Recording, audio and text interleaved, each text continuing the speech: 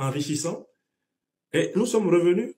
Donc, je sors de l'avion, je suis en train d'aller vers le poste de contrôle de l'aéroport Charles de Gaulle avec mon ami Didier Maisto. Lui, il passe. Les policiers, il y a deux policiers avec brassard orange ou rouge plutôt à la main qui attendent, qui bouchent la sortie. Ils regardent tous les passeports.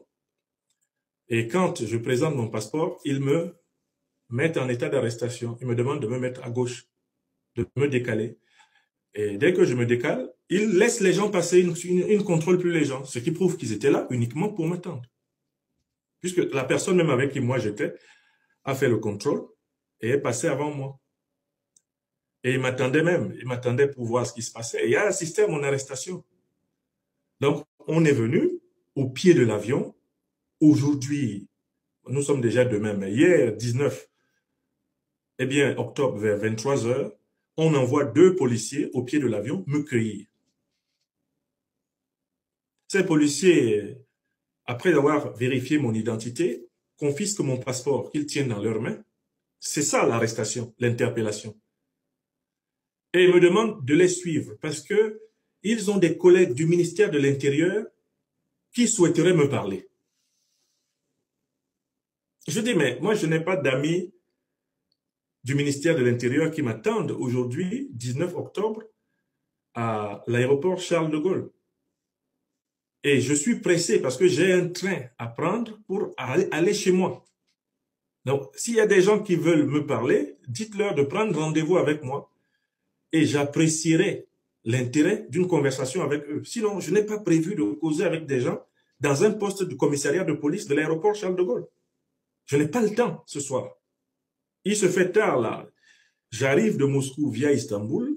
Il est 23 h. Laissez-moi aller chez moi. Ils me disent non, suivez-nous. Les agents qui veulent vous parler vont vous expliquer le bien fondé de la conversation, etc. qu'ils veulent avoir avec. Je dis, mais écoutez, moi, la première chose que je dois faire maintenant, je sors mon téléphone, j'appelle mon avocat, Maître Ndjifutawo Woshawa Boubekr. Je lui dis, Maître Abou, voici un palier de plus franchi dans la violation de ma liberté par le régime d'Emmanuel Macron, l'autocrate français. Je viens d'arriver d'un voyage personnel. Je n'ai aucun compte à rendre à Emmanuel Macron. En tant que président de la République, il n'a pas à surveiller les déplacements des citoyens. En tant qu'intellectuel, en tant que personne privée, j'ai le droit de mener les activités dans le respect des lois. Il n'y a aucune loi qui m'interdise d'aller en Russie. Sinon, je devais être en garde à vue avec tous ceux qui étaient en Russie et qui sont français comme moi. Or, eux, ils sont passés. On ne les a pas dérangés. Parce qu'on ne se permettrait pas d'arrêter tout le monde comme ça. C'est sur l'Africain qu'on vient exercer des violations spéciales. Parce que depuis 600 ans, on croit que c'est facile. Vous comprenez? Donc, je suis les deux agents de police puisqu'ils avaient pris mon passeport et qu'ils m'encadraient.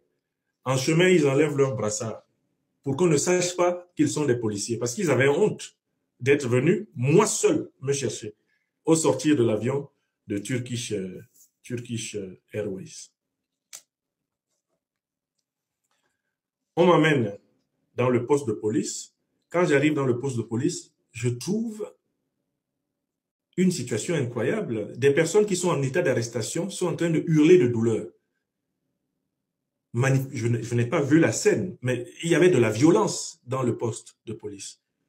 Il y a des personnes apparemment d'origine indienne qui étaient en train d'être probablement maltraitées là-bas. Parce que j'ai entendu des cris, des pleurs à l'intérieur du poste de police. J'étais déjà en état d'arrestation. Moi, je me suis assis, j'ai posé mes bagages à côté et j'ai continué à donner les informations pertinentes à mon avocat. Pendant que j'étais en garde à vue, sous surveillance de l'un et l'autre qui allait chercher ceux qui veulent m'interroger.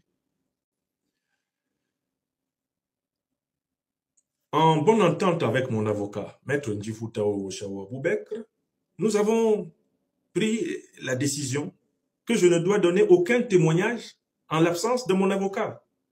Je ne dois répondre à aucune question en l'absence de mon avocat. Donc, voilà que 2 personnes qui se présentent comme des agents du ministère de l'Intérieur, et il y en a un qui se présente sous le nom de monsieur, eh bien, Hautefeuille.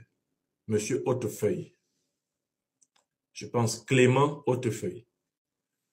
Il y en a un, il est en veste, il est plutôt très bien habillé. L'autre est habillé un peu comme les policiers en opération le sont souvent. Il est habillé d'une manière beaucoup plus ordinaire. Mais le principal interrogateur qui est venu, c'était un homme plutôt jeune, mais avec une certaine prestance, même aristocratique. Hein. Donc, il s'appelle Clément de Hautefeuille, ou Clément Hautefeuille. Un nom qui semble être d'ailleurs un nom en particulier, parce que j'ai exigé qu'il me dise comment il s'appelle. Et en vertu de quoi il m'avait arrêté. Donc, ces hommes-là ont essayé de m'expliquer que je n'étais pas en garde à vue, que je n'étais pas en état d'arrestation et qu'on m'avait demandé qu'on aille me chercher parce qu'on souhaitait avoir une conversation avec moi, un entretien à bâton rond, dans un petit bureau à côté. On souhaitait parler avec moi. J'ai appliqué la doctrine sur laquelle, avec mes avocats, les avocats du... Alors, vous êtes à Douala, au Cameroun, et vous souhaiterez mettre votre domicile, votre entreprise entre les mains d'une entreprise de sécurité privée professionnelle disposant des agents de sécurité entraînés. Alors, voici la solution à votre problème. Contactez rapidement la société Sunshine Security Service qui se chargera de mettre à votre disposition du personnel entraîné, formé et professionnel qui se chargera de sécuriser vos biens et personnes 24 heures sur 24. Le lien est dans la barre de description. Les numéros s'affichent à l'écran. Contactez-les et vous aurez rapidement un devis estimatif selon votre site.